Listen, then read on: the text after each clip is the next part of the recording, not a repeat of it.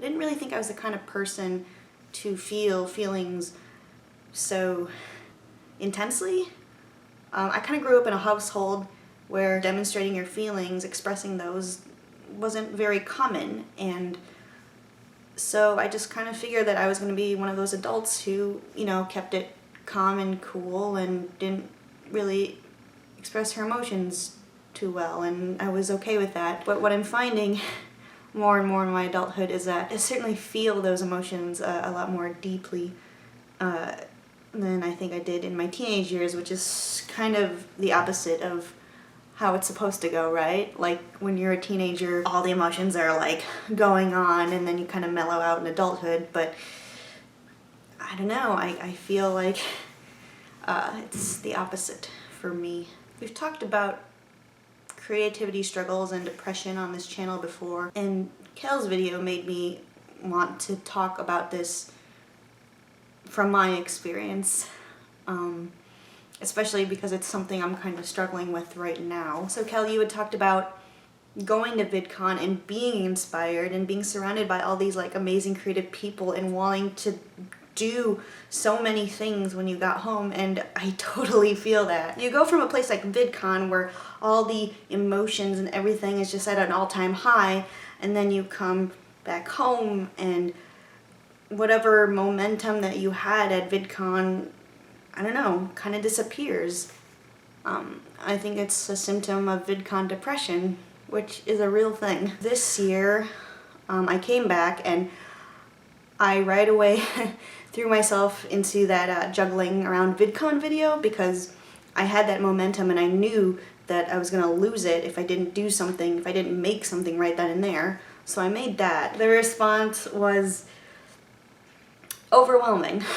We got something like over 200 retweets after VidCon retweeted my video. You would think that after that happened that I would just be on cloud 9 and wanting to make more things because, you know, I've gotten such a great reception. But the truth is, after that video kind of took off, I just sort of crashed. I was pretty much immobilized the next day. Hank has talked about this a bit. He doesn't like getting to a certain level of success because like once he's reached it, he doesn't know what to do and feels lost, which is kind of how I felt after juggling around VidCon got kind of successful. The day after that took off, I had things to do, I had homework and work to work on, and I was just stuck. It's like that analogy that you used, Cal.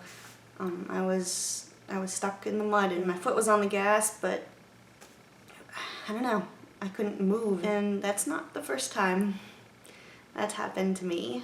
In fact, that's happened to me a lot over the last year.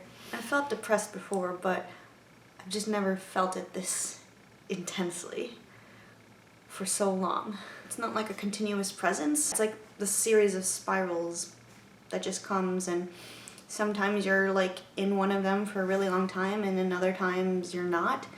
And I live for those periods in between the spirals. I never really realized how immobilizing depression can be. I've got like 10 different ideas in my brain and half of them are started and none of them are finished. I have all these choices, I have all these opportunities to do it, and I can't bring myself to do them. And this goes back to what I was saying about feeling things so intently. Like the way I work on a project is I go all in. Like some people are really good about doing things for an hour, take a break, and go back, and then take another break.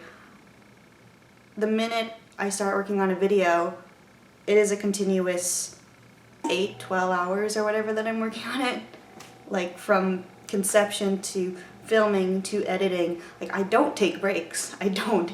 Like I just want to power through it because the feelings that I'm feeling in that moment, like I really want to do this and I want to make it perfect, you know. It's like that's what's fueling me, and you know, because it's so intense, like it, you know, it will put me through like 12 hours of work easy, and like I don't eat during that time. I'm just like so like laser focused intense, and whatever the final product is, like I'm happy with it because I know I've like put so much time into it all in one go. But then, you know, because you've put like half a day into it, like you're exhausted, and I think that's why I'm afraid to start a lot of projects. I can't just start something and then, you know, give it a break. Like, I need to go all in, which is why I have a lot of things that are just brain crack. That's all it is. When I'm doing projects, when I'm in it, I'm loving it. But I think I'm too afraid to start them, and then when I don't start them, I get really sad about that because I have this great idea and I'm stuck. I can't get my brain to be like, hey, like, let's actually start this. So then I get really sad about that, and then I get frustrated that I am sad about that. Like, why aren't you doing the thing that you want to do? I mean, you have everything right there that you need, and you have time, and instead you are scrolling on your phone and watching Netflix and avoiding this thing that you love. It's baffling, and it's a spiral, and you just keep going further and further and further. And then a whole weekend has passed and you've done nothing. You've made nothing. And then that's when the depression sets in. I have so many projects on the back burner right now that are, you know,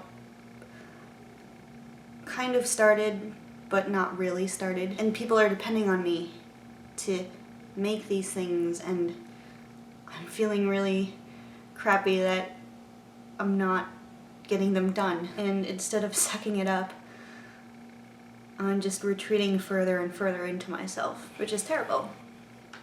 Because you go further and further in down the hole, and you worry that you're gonna go in too deep for somebody to pull you out. I haven't hit rock bottom. I know that. And it's really terrifying because it means there's still an opportunity to go down further. And I don't want to know what that looks like. I mean, that's kind of backwards thinking, right? Like, these are things I want to do. Like, I didn't say, yes, I'll do them because I didn't want to do them. I want to do them. I know that I can make a good video out of doing these projects, but I can't bring myself to open up the laptop and look at the footage, which is why this vlogging thing is so important to me right now. When I finally do start making videos, even though it's like a real struggle to make these vlogs, when I'm finally making them, I am happy. When I'm finally scripting it, shooting it, editing it, that's when I'm content. You know, for that 12-hour period or whatever, when I'm in the zone, like, that, I'm good. And then the minute that video's done and it's uploaded, then I'm back to being in that spiral. It does help knowing that I'm not alone in this.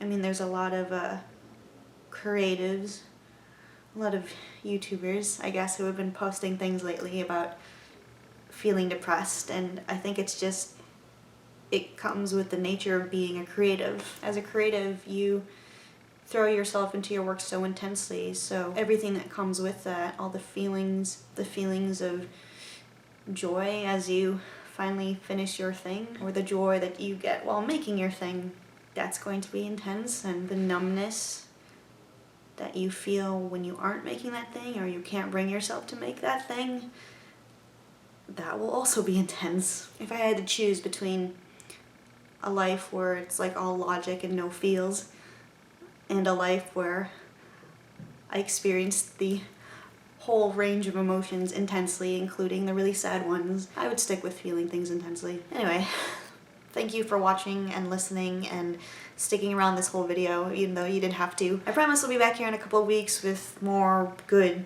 watchable content and less of this unscripted stuff. Thank you for watching.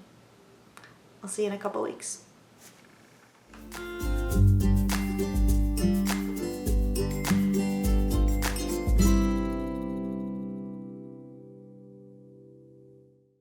Hey, my name is Maya, and today I would like to talk about how I make internet friends. The phrase internet friend is a relatively new one to me. I didn't make my first internet friend until about 2 years ago. And I think that has to do with how I made friends and used the internet while growing up.